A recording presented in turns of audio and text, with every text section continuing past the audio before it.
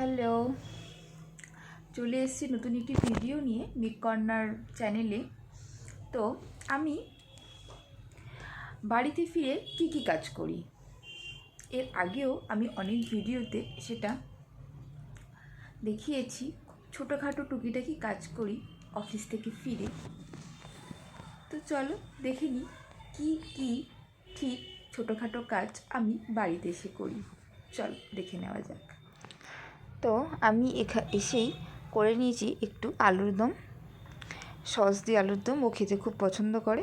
আর করে নিয়েছি এখানে গরম গরম রুটি। নেক্সট আমার কাজ হলো, কালকের সকালের ওপেনিং আছে, মানে 7 সকালবেলা ঘুম থেকে উঠে অফিস দৌড়াবে। 7 সকালবেলা না, ভোরবেলা। তো কাল যথারীতি আমাকে আবার 4:30 উঠতে হবে। তার জন্য আমি আজকে থেকে কালকে রান্নার প্রিপারেশান নিচ্ছি। তো এখানে সর্ষে শাকটা আমি কেটে সুন্দর করে ধুয়ে সেটাকে সেদ্ধ করে, মানে সিদ্ধ না, একটু জলে জাস্ট ভাপিয়ে নিয়ে রেখে দিয়েছি ঠান্ডা হওয়ার জন্য। তারপরে এখানে আমি কাটছি মাছ, আয়লা মাছ। সকালে কাটার সময় পাইনি, সকালে কেনা হয়েছিল, সেটা আমি এখন কাটতে বসেছি। তো এই মাছগুলোকে সুন্দর করে কুটে আমি এগুলোকে ধুয়ে রেখে দেব কালকে রান্নার জন্য।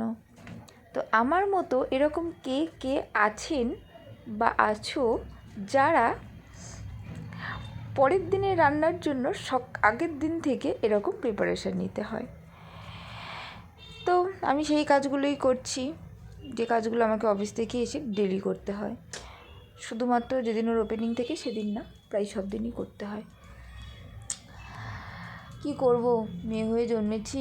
ওই যে একটা কথাই আছে না, যে পড়াশুনো শেখা আর পড়াশুনো না শেখার মধ্যে পার্থক্য কী? পড়াশুনো শিখলে বাসন মাজতে হবে, তুমি ভীমবারে বাসন মাজবে। আর পড়াশুনো না শিখলে ছাই বাসন মাজতে হবে। Just jokes apart. যাই হোক, তো আমি এখানে কাজগুলো করে নিচ্ছি। তারপরে আমি এখানে এই শাকগুলোকে কী করব, আমি আজকে বেটে মানে মিক্সিতে একটু ভালো করে পেস্ট করে রেখে দেবো। কালকে আমি একদম শুকনো মাখা করব এই শাকটা। তো তারই প্রিপারেশান চলছে। আর আমার ভিডিওটি যারা দেখছেন, যদি ভিডিওটি ভালো লেগে থাকে অবশ্যই লাইক, কমেন্ট, শেয়ার করবেন। আর বেশি করে ফলো করে দেবেন। আর আমি এখানে একটু গরম মশলা গুঁড়ো করে নিয়েছি।